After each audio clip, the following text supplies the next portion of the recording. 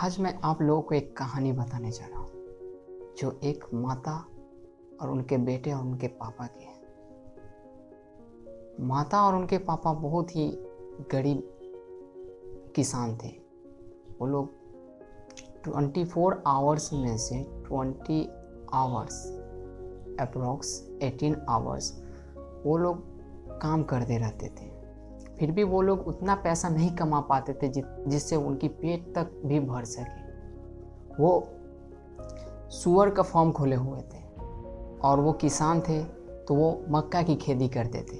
But बहरहाल उनके 18 घंटा के मेहनत के बाद भी उनके हक में कुछ भी नहीं होता था।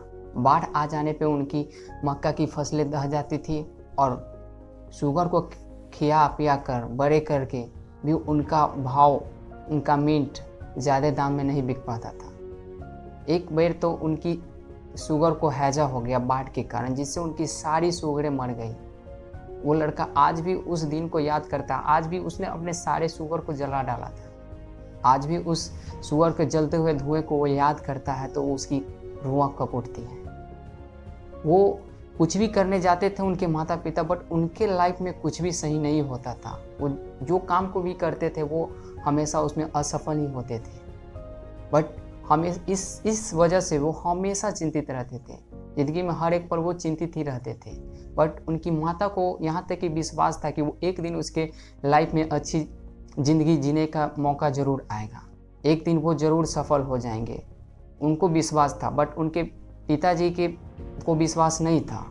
उनका तो कभी कभी मन आत्महत्या करने पर भी चला जाता था, पर वो अपनी पत्नी की कही हुई बातों पे वो सोचते थे कि मेरे बाद मेरे पत्नी को का क्या होगा। वो सोचकर वो रुक जाते थे। एक दिन ऐसा भी आया जब वो लोग बहुत चिंतित थे, तो वो लोग ने सोचा कि हम इतना चिंतित क्यों रहते हैं।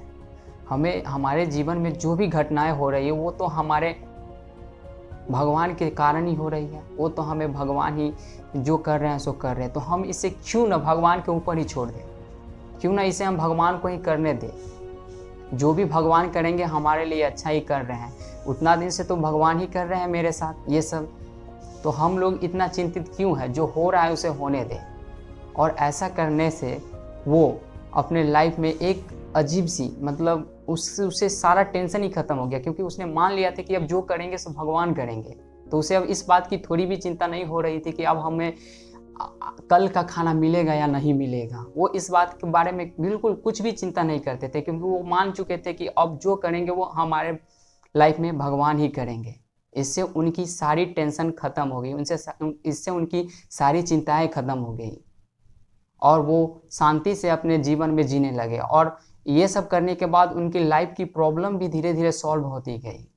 वो अब सुखी सुखी कमाते और सुखी सुखी खाते हैं।